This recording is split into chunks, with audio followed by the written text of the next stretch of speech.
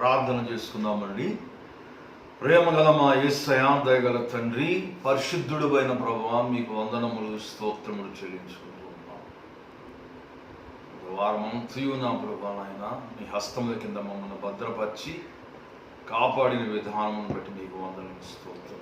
అంతమటికే కాకుండా నా తండ్రి, మార్చి 22 నుంచి నా ప్రభా విధించినటువంటి లాక్డౌన్ మరి ఈ యొక్క కాలం అంతటిలో ప్రభా మీరు తోడై ఉండి మమ్మల్ని నా ప్రభా మీ హస్తముల కింద భద్రపరిచి పోషించుచున్న విధానం బట్టి మీకు వందనములు స్తోత్రం. మీకు తండ్రి, మరి యొక్క పరిశుద్ధ దినమందు మీ సన్నిధిలో చేరి ఆత్మతోనూ సత్యముతోనూ మిమ్మల్ని ఆరాధించుచూ ఉండగా మీరు మాకు తోడుగా ఉండి మమ్మల్ని నడిపించమని ప్రార్థన చేస్తున్నాం. సంఘములో ఉన్నటువంటి కుటుంబములన్నిటిని కూడా ప్రభా మీ సన్నిధిలో పెట్టుచున్నాం. ప్రతి కుటుంబమును నా ప్రభా మీ 2 చేతుల నుంచి ఆశీర్వదించమని ప్రార్థన చేస్తున్నాం. వారితో బాధపడుచున్నటువంటి మా ప్రియులు నా తండ్రి దేవానాయన జ్ఞాపకం చేసుకుంటూ ఉన్నాము. అంతమడిగా కాకుండా వృద్ధులైనటువంటి వారిని, చిన్నపిల్లలను జ్ఞాపకం చేసుకుంటున్నాం. ప్రతి వారికి మీ యొక్క కాపుదల భద్రతను దయచేయండి. 91వ కీర్తనలో మీరు నా ప్రభా మాకు ఇచ్చిన వాగ్దానములను నెరవేర్చమని ప్రార్థన చేస్తున్నాం. యేసయ్య మీ స్తోత్రములు. ఈ దిన ధ్యానములో ప్రభా మీరు తోడుగా ఉండి మీ దాసుడునైనటువంటి నన్ను మీ సిలువ చాటున మరుగుపరిచి మీ బూరగా వాడుకొనమని ప్రార్థన చేయొచ్చు. యేసు నామములో అడిగి వేడుకొంచున్నాము తండ్రి, ఆమేన్. క్రీస్తునందు ప్రియమైన దేవుని సంఘమా, ప్రభు అయిన యేసు క్రీస్తు పరిశుద్ధ నామములో ఈ పరిశుద్ధ దినమందు మీ అందరికీ కూడా శుభములను తెలియజేయుచున్నాను. మన ప్రభువును రక్షకుడైనటువంటి యేసు క్రీస్తు యొక్క కృపయు సమాధానమును మీకు కలుగును గాక. దేవుని బిడ్డలారా, మరి నేటి దినమునకై ఏర్పాటు చేయబడిన వాక్య భాగము కీర్తనల గ్రంథము 32వ సంకీర్తన 7వ వచనం చదువుకుందాం. నా దాగుచోటు నీవే, శ్రమలో నుండి నీవు నన్ను రక్షించెదవు, విమోచన గానములతో నీవు నన్ను ఆవరించెదవు. దేవుడి వాక్యము దీవించుగాక. ప్రియ దేవుని బిడ్డలారా, మరి ఈ దినము మన యొక్క ధ్యానాంశము నా దాగుచోటు నీవే. ప్రియ దేవుని సంఘమా, అనేక మారులు అనేక పర్యాయములు మనకు కలిగేటువంటి ఈ లోక సంబంధమైనటువంటి ఇరుకులు, ఇబ్బందులు, కష్టములు, నష్టములు, వ్యాధులు మరి మనకు సంభవించినప్పుడు మనం అనేక మారులు ఒంటరిగా ఉన్నామనేటువంటి ఒక అనుభూతిలోనికి వెళ్తూ ఉంటాం. ఈ సమయంలో మనం ఎవరైనా కానీ ఆదరించేటువంటి వ్యక్తులు ఉంటే బాగుండు. కొన్ని మార్లు మనము ఆ ప్రదేశం వదిలిపెట్టి మరొక ప్రదేశానికి వెళ్ళి మనము కొంతకాలము తలదాచుకొని వద్దాము అనేటువంటి ఒక ఆలోచనలోకి వెళ్తూ ఉంటాం. వాస్తవంగా మరి పిల్లలు తమ తల్లిదండ్రుల దగ్గరికి వెళ్ళాలని ఆశపడుతూ ఉంటారు. తల్లిదండ్రులు తమ యొక్క బిడ్డల దగ్గరికి వెళ్ళి వారితో కలిసి ఉండాలని ఇష్టపడుతూ ఉంటారు. ఆడపిల్లల గురించి మనం చూసినప్పుడైతే తల్లిదండ్రులు లేనప్పుడు వారి యొక్క అన్నదమ్ముల యొక్క కుటుంబముల దగ్గరికి వెళ్ళి వారితో కొంత సమయం ఉండి వారి యొక్క వారు ఫేస్ చేస్తున్నటువంటి ఆ యొక్క సమస్యను మరి తప్పించబడిన తర్వాత వారు మరలా వారి గృహాలకు వెళ్ళటము మనము గమనిస్తూ ఉన్నాం. ప్రియమైన దేవుని బిడ్డలారా, గమనించాలి. మరి ఇటువంటి పరిస్థితుల్లో మనము మరి కొన్ని సందర్భాలలో మన యొక్క బాధ ఎక్కువైపోయినప్పుడు, మన వ్యాధి ఎక్కువైపోయినప్పుడు, మనకి ఎవరు సహాయం చేసేటువంటి రక్త సంబంధికులు మనకు దొరకనప్పుడు మనం ఏం చేస్తూ ఉంటే ముఖ్యంగా దేవుని మీద కూడా మనం ఆయాసపడుతూ ఉంటాం. దేవుడు కూడా నాకు సహాయము చేయటం లేదనేటువంటి ఒక అపోహకు గురైపోయి ప్రభు మీద మనము ఆయాసపడుతూ ఉంటాం. దేవుని బిడ్డలారా, దేవుడు ఒక వాగ్దానం చేస్తూ ఉన్నాడు. ఏంటంటే, నేను నీకు తోడై ఉంటాననేటువంటి ఒక మంచి వాగ్దానం. తర్వాత నిన్ను నేను విడువను ఎడబాయను. దేవుని బిడ్డలారా, మరి ఈ దినము ప్రభువు మన ఆపత్కాలంలో మనకి ఏ విధముగా సహాయకుడుగా ఉంటాడనేటువంటి విషయాన్ని మనము ధ్యానం చేద్దాం. దావీదు విషయంలో గనక మనం చూసినట్లయితే, ప్రియ దేవుని బిడ్డలారా, ఈ 32వ అధ్యాయములోనే మనం గమనించినప్పుడు అక్కడ చాలా మంచి మాట ప్రభువుని గురించి చెప్తున్నాడు. నా దాగు చోటు నీవే, శ్రమలో నుండి నీవు నన్ను రక్షించెదవు, విమోచన గానములతో నీవు నన్ను ఆవరించెదవు. 31వ కీర్తనలో కూడా మరొక మంచి మాట కూడా రాస్తున్నాడు. మనుషుల కపటోపాయములు వారిని అంటకుండా నీ సన్నిధి చాటున వారిని దాచుచున్నావు, కలహము మాన్పి వారిని గుడారములో దాచుచున్నావు. మన దేవుడు మనలను మనం ఉన్నటువంటి ఆపదకరమైనటువంటి పరిస్థితుల నుండి మనలను దాచి కాపాడుతుంటాడు. ఒకమారు మనము ఇశ్రాయేలు కుమారులైనటువంటి 12 మందిలో కలిగినటువంటి క్రోధము, వ్యసనము, ప్రతీకార జ్వరం 11వ వాడైనటువంటి యోసేపు మీద అది భయంకరంగా రగిలింది. సొంత తమ్ముడిని చూడకుండా వారు మరణము చేయడానికి వారు సిద్ధపడ్డారు. తమ్ముడిని సంహరించడానికి వాళ్ళు సిద్ధపడ్డారు. దేవుని బిడ్డలారా, 91వ కీర్తనలో మంచి మాట, నీ రెక్కల క్రింద నాకు ఆశ్రయం కలుగు, నీ రెక్కలతో నీవు నన్ను కప్పుతావు. యోసేపును దేవుడు ఆ గోతిలో నుండి చక్కగా కప్పి ఐగుప్తులో ఒక మంచి క్షేమకరమైనటువంటి స్థితిలో దేవుడు దాయటం మనం చూస్తూ ఉన్నాం. దానియేలుని సింహభవనంలో కూడా బబులోనులో దాచిన విధానం మనం చూస్తూ ఉన్నాం. దేవునికి అసాధ్యమైనది ఏది లేదు. ఎటువంటి క్రూరమైనటువంటి స్థితిలో నుంచి అయినా కానీ మన దేవుడు మనలను కాపాడగలిగినటువంటి దేవుడు. ప్రియ దేవుడు బిడ్డలారా, దావీదు విషయంలో మనం చూసినట్లయితే మరి యొక్క 27వ వచనంలో మనం చూసినట్లయితే అక్కడ ఒక మంచి విషయాన్ని రాస్తారు. 5వ వచనంలో, ఆపత్కాలమున ఆయన తన పర్ణశాలలో నన్ను దాచును, తన గుడారపు మాటున నన్ను దాచును. ఈ మంచి మాటను కనుక మనం చూసినట్లయితే ప్రియ దేవుని బిడ్డారా, దావీదు జీవితంలో ఇంత మంచి మాట మరి రాయటానికి కారణము ఏందని మనం గమనించినప్పుడు, దావీదు మరి దేవుని చేత అభిషేకింపబడినటువంటి ఒక మంచి రాజు కావలసినటువంటి వ్యక్తి. అయితే దేవుని చేత అభిషేకింపబడినటువంటి మరొక రాజు అయినటువంటి సౌలు చేత దేవుడు దావీదు ప్రాణభయంతో పరిగెత్తుతూ ఉన్నాడు. దావీదు జీవితంలో ఈ అనుభవం చాలా గొప్పది. ఒకటేందంటే, దావీదు సౌలుని సంహరించటము దావీదుకు పెద్ద పని, మరి అసాధ్యమైనటువంటి పని కాదు. అనేక మార్లు సౌలును దావీదును ఒకే గుహలో కూడా ఉండిన పరిస్థితి కూడా మనం చూసాం. అయినప్పుడు కూడా దేవుని చేత అభిషేకింపబడినటువంటి వాడు కాబట్టి నేను ఆయనను ముట్టను అనేటువంటి తీర్మానం చేసుకొని దావీదు సౌలును ముట్టల. ప్రియ దేవుని సంగమా, మరి వాక్య భాగములో మనం చూసినట్లయితే దావీదు ఈ విధముగా సౌలు విషయంలో తీసుకున్నటువంటి నిర్ణయము దావీదు విషయంలో సౌలు తీసుకోలేదు.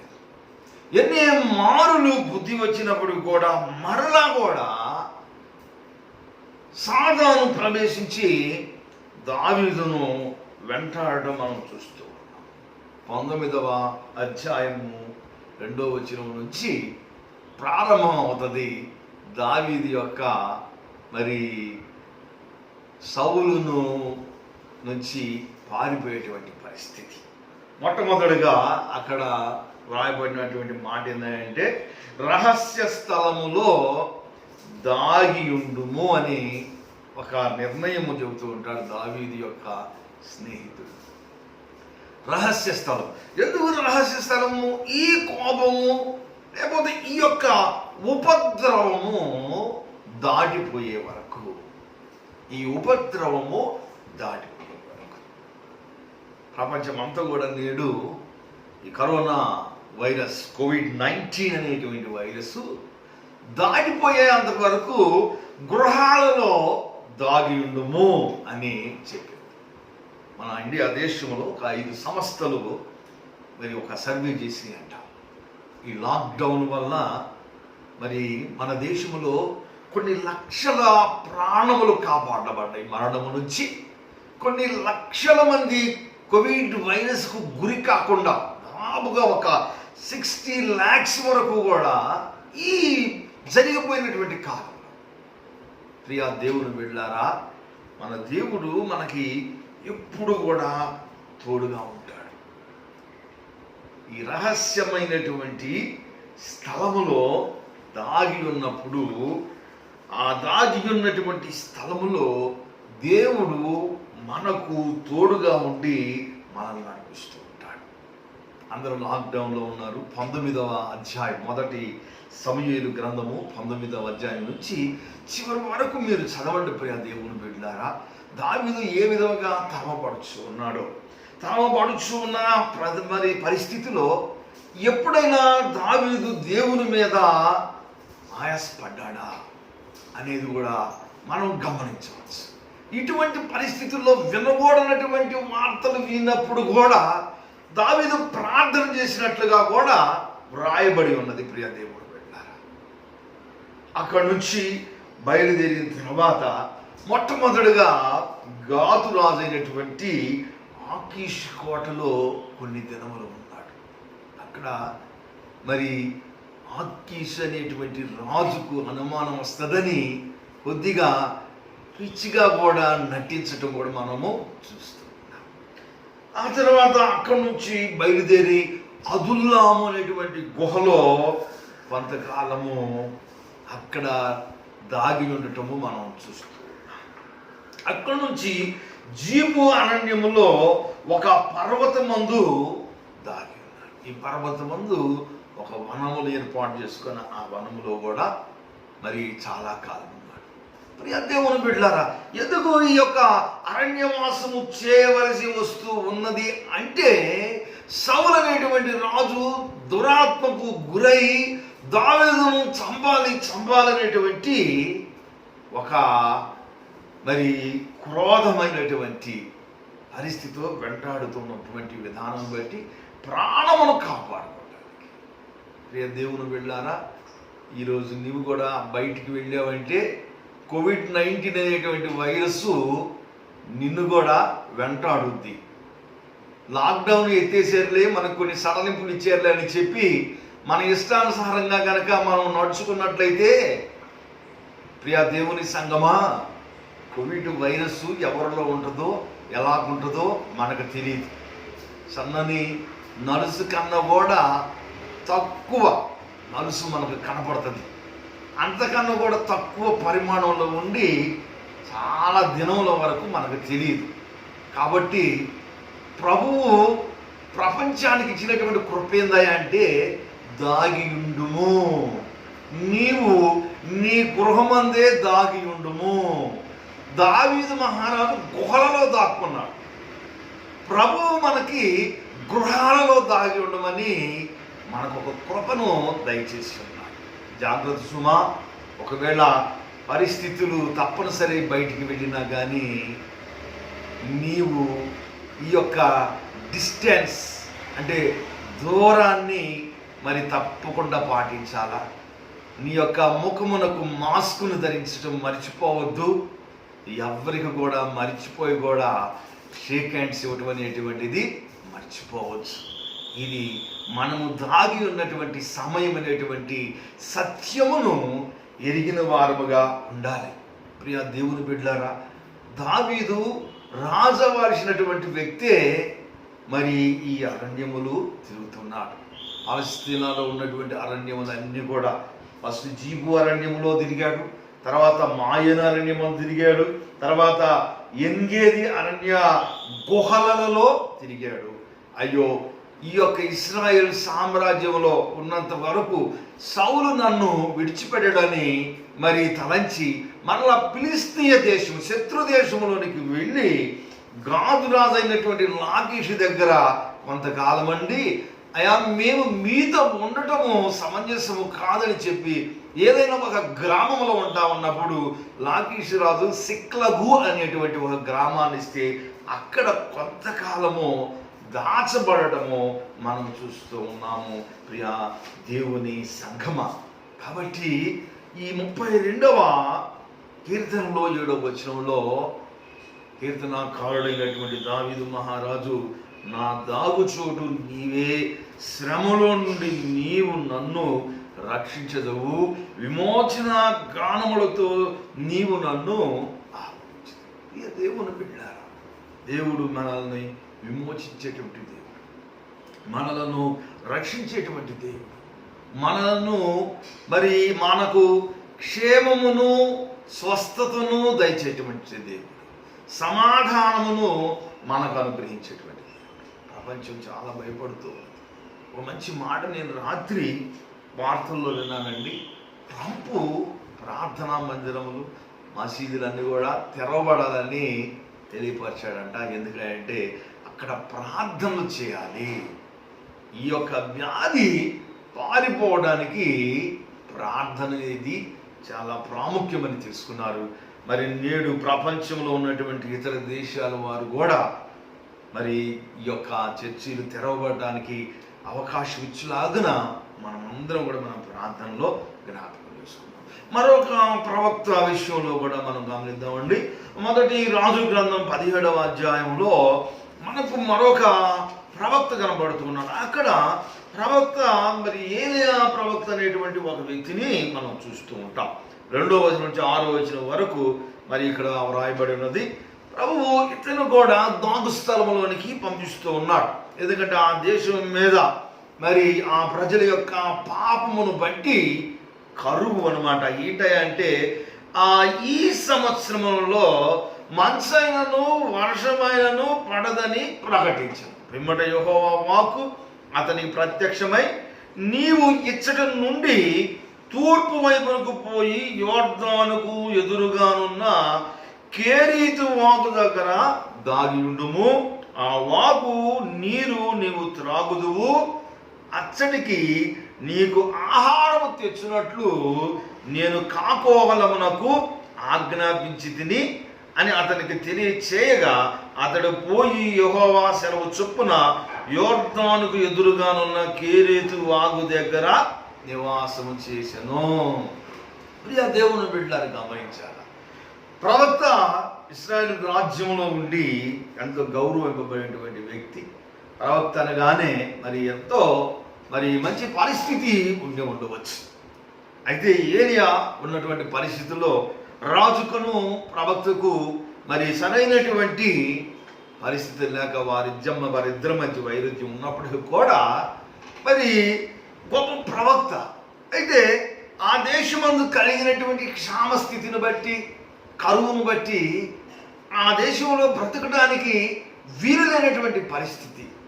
ఆ స్థితిలో ప్రవక్తను దేవుడు ఏ విధంగా పోషిస్తూ ఉన్నాడో, ప్రవక్తను ఏ విధంగా కాపాడుతూ ఉన్నాడో మనం ఇక్కడ గమనించవచ్చు. ప్రియ దేవుని బిడ్డలారా, యోర్దానుకు ఇచ్చటి నుండి తూర్పు వైపునకు పోయి యోర్దానుకు ఎదురుగానున్న కేరీతు వాగు దగ్గర దాగి ఉండుము.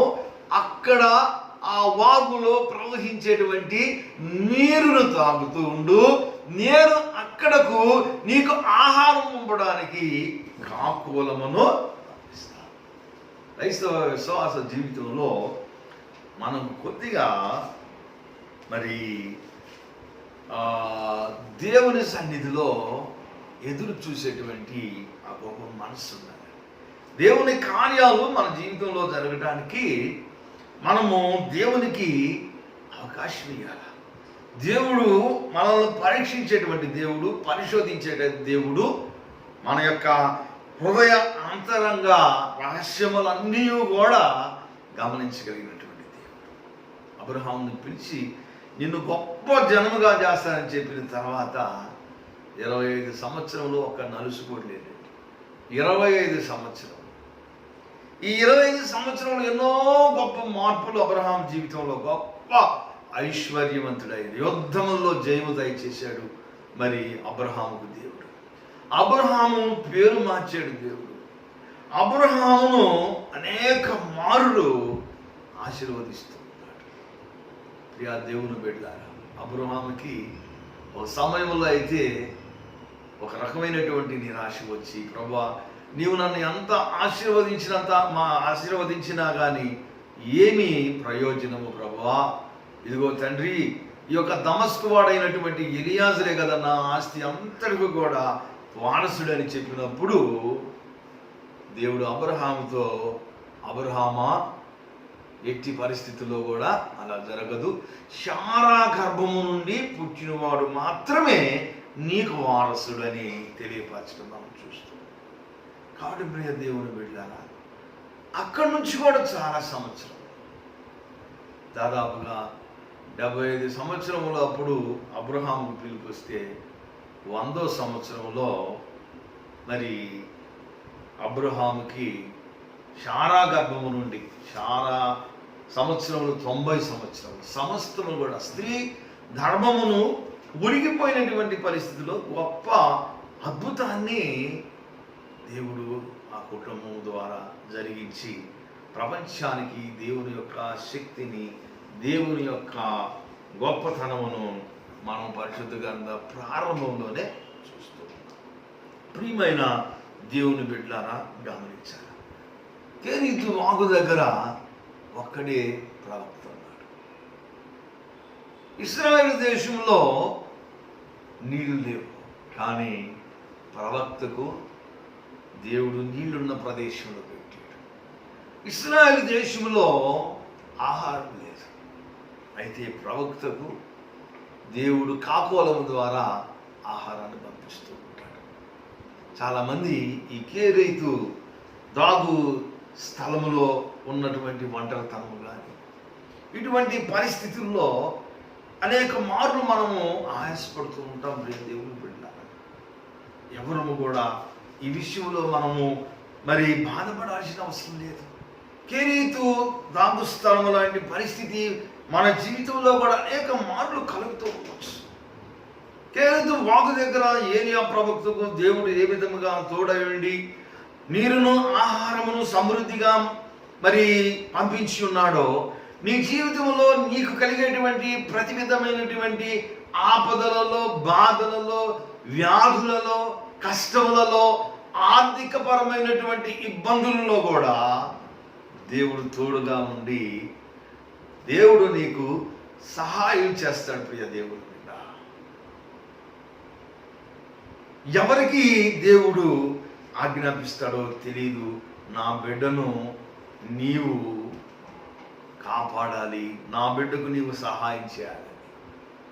అందుకే 121వ కీర్తనలో చెప్తున్నాడు, కొండల తట్టు నా కనులెత్తుచున్నాను, నాకు సహాయం ఎక్కడి నుండి వచ్చును, యెహోవా వలనే నాకు సహాయము కలుగు. ప్రియా దేవుని బిడ్డలారా, యెహోవా వలనే మనకి సహాయం కలుగుతుంది.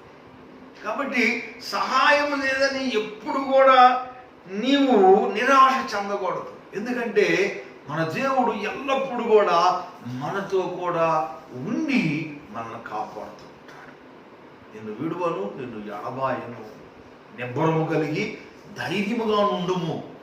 ప్రియా దేవుని బిడ్డలారా, యెహోషువతో చెబుతున్నాడు, నీకు నాకు కూడా అదే వాగ్దానం.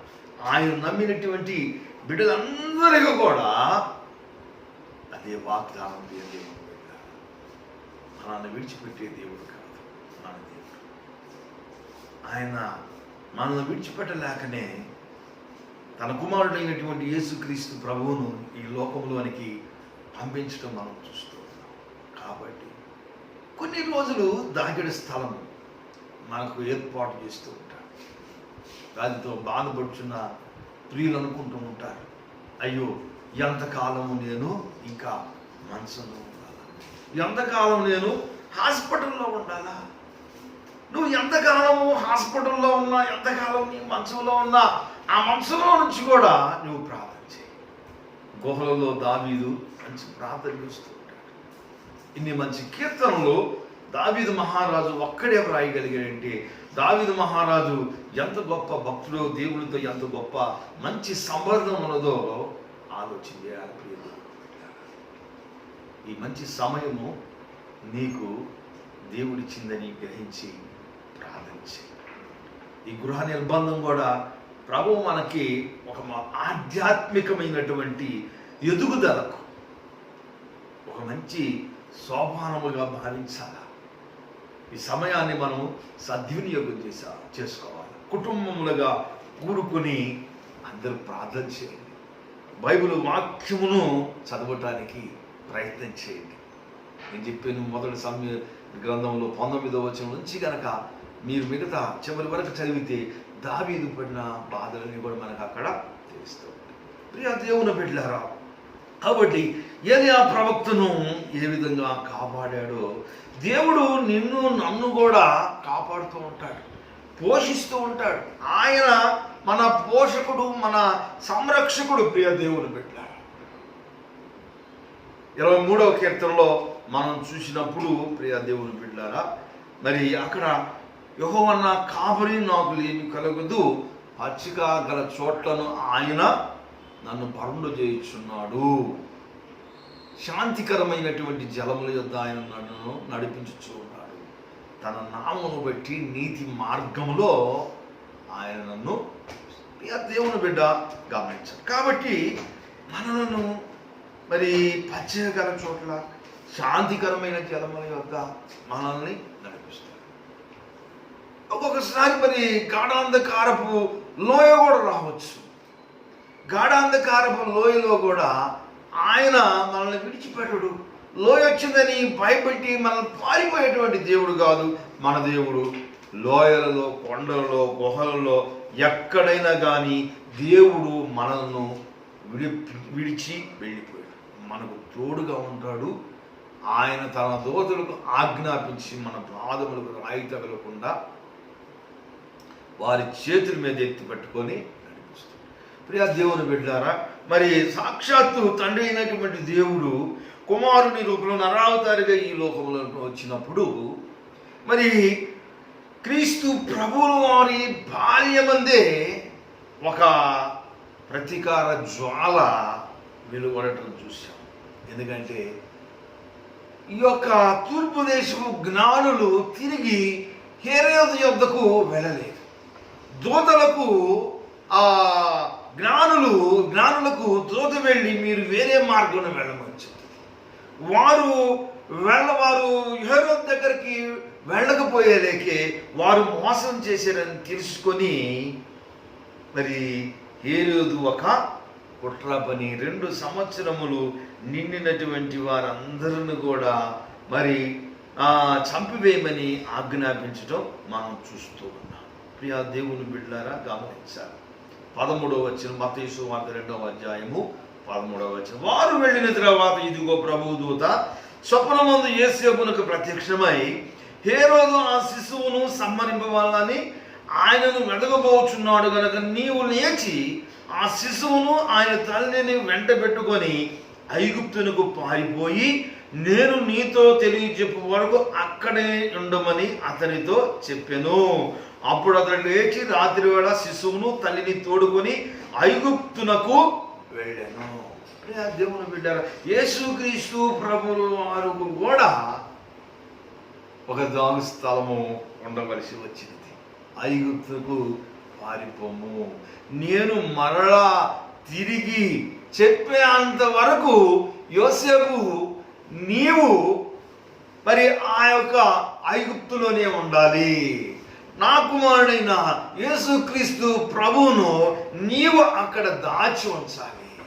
ఇక దేవుని బిడ్డ గమనించాలి. కాబట్టి ఈ దాగిడి స్థలము అనేటువంటిది చాలా ప్రాముఖ్యమైనటువంటిది. జర్మనీ దేశంలో హిట్లర్ నియంతగా ఉన్నప్పుడు మరి కోటాను కోట్ల 1 కోటి మందికి పైగా యూదులను సంహరించారు. ప్రియా దేవుని బిడ్డ గమనించాల. ఈ యొక్క జర్మన్ నాజియన్ సుప్రమసీ థియరీ అంటే ప్రపంచంలో జర్మనులే గొప్పవారు అనేటువంటి ఒక సిద్ధాంతాన్ని మరి బేస్ చేసుకొని యూదులను భయంకరంగా మరి హింసించాడు, తర్వాత బాధ పెట్టాడు.